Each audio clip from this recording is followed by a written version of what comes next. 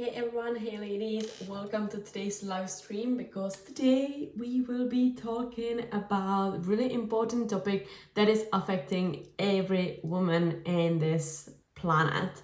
And obviously as we are on our fitness journey, it is definitely affecting us, how we train, and then also how our weight loss journey is going because it's quite important to understand why we have period cravings and how to navigate the nutrition around our cycle if we want to see more results. So drop a comment if you are watching it live or if you are watching on replay, so I know for the next time when to do it, or if we can have a chat.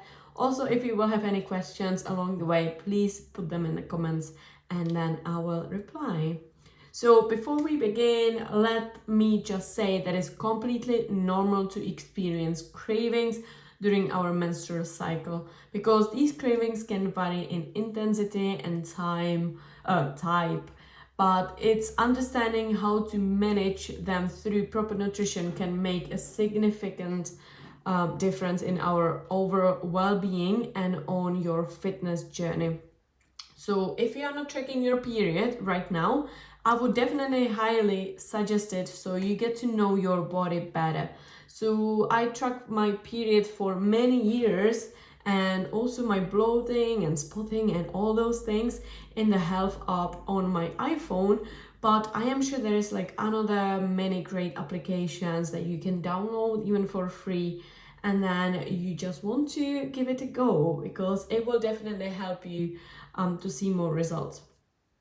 But it is part of the process to have ups and downs during our periods. And before we will start talking about the nutrition, I want to understand the phases of the menstrual cycles because it's quite important and our hormones are changing on different phases. So the first one is called menstrual phase. This is when we have our period. So during the first couple days of our cycle, the hormone level, especially estrogen and progesterone, are very low. This often leads to cravings for comfort foods like chocolate and high carb treats. I'm sure that you might experience this before. Many of my clients are always craving some chocolate. So this is because of the low estrogen and progesterone. Another phase is straight away after our period. This is the second week. So it's called follicular phase. So as we progress to the follicular second phase, estrogen levels begin to rise. So this phase is associated with increased energy and better mood. So this time is actually ideal time to focus on nutrient dense food because it's time to smash some heavy weights in the gym because you will have a lot of energy. So let's just use the energy from the food, from the estrogen levels into your fitness journey and planning and hitting the PRs and so on.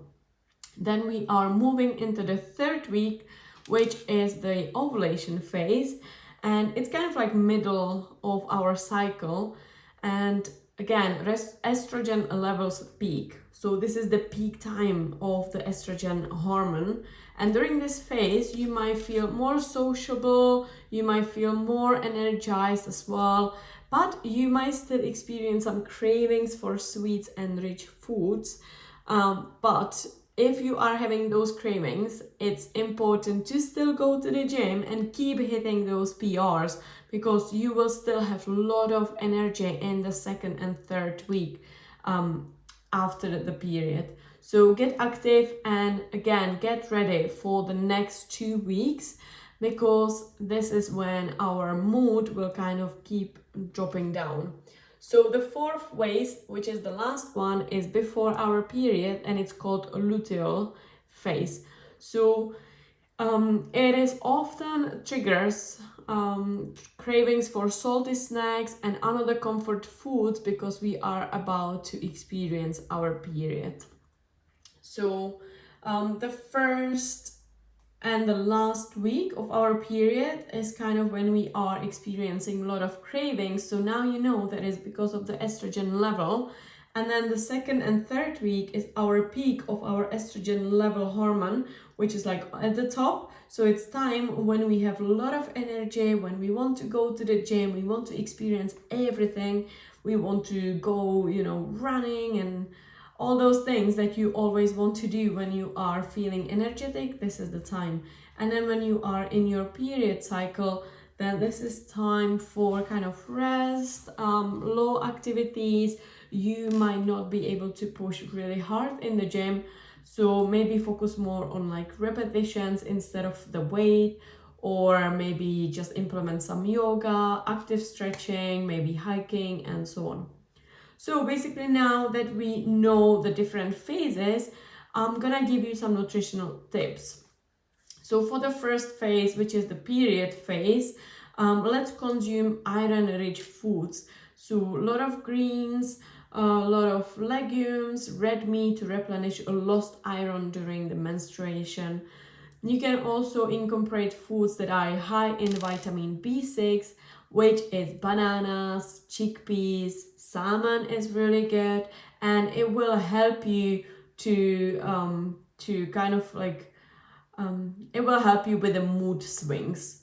Yeah, so again, bananas, chickpeas, salmon, and greens, legumes, red meat in the first phase. Then we've got the second phase after our period.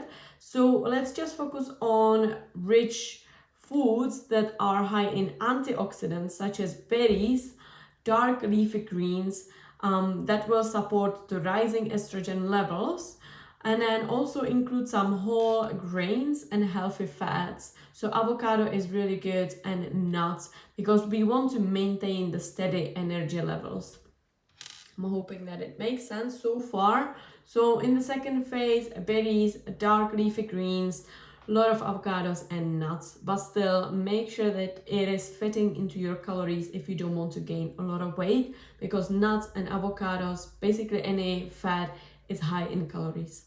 So the third one is the ovulation phase, is the third week. So let's just boost your calcium intake with foods like dairy products or broccoli. We want to maybe try new plant-based milk to support bone health during the peak of the estrogen level.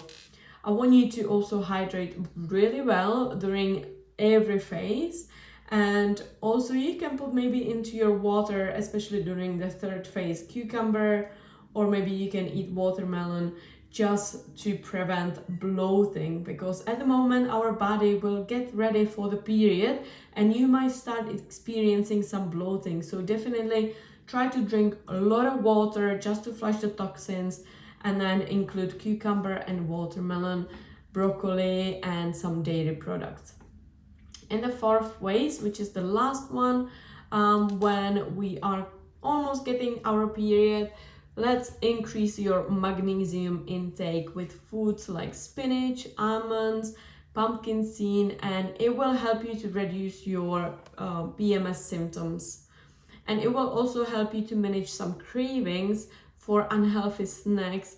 So you can maybe get some air popped popcorn or lightly salted nuts. Again, make sure that are fitting into your calories if you don't want to gain weight over your period. So increase your magnesium. You can also get some magnesium water or some pills from the pharmacy.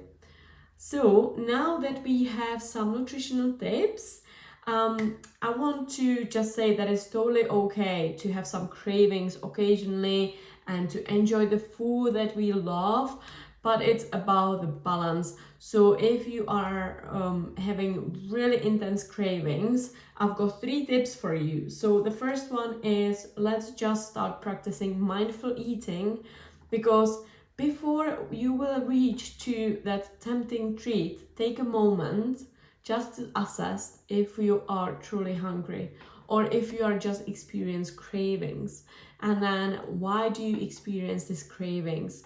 Or you can ask yourself, is this really going to help me on my progress, Or does it gonna make me happy if I'm gonna eat this treat? Or for example, what is really helping me is to asking me, do I know how it tastes? Yes, I know how it tastes. So why would I eat it? Because I can just kind of imagine the taste of the food, and it makes me like I ate it, kind of. Or I am drinking a lot of like water with a cucumber or with something inside. So it kind of helps me with my cravings. Or what is actually helping me is to drink mint tea. I don't know why, it's like a magic, but mint tea is always helping me with my cravings. Okay, the second tip is go for the healthier alternatives. So if you're craving something sweet, maybe try satisfying your cravings with a piece of dark chocolate or a fruit smoothie. If you are craving something salty, then you can go for baked snacks or lightly salted options. So for example, I love to bake chickpeas in the oven with some salt, or you can put like air fried kale chips. You can also get some nuts, but again, put it in your MyFitnessPal or in my app just to see how many calories it has.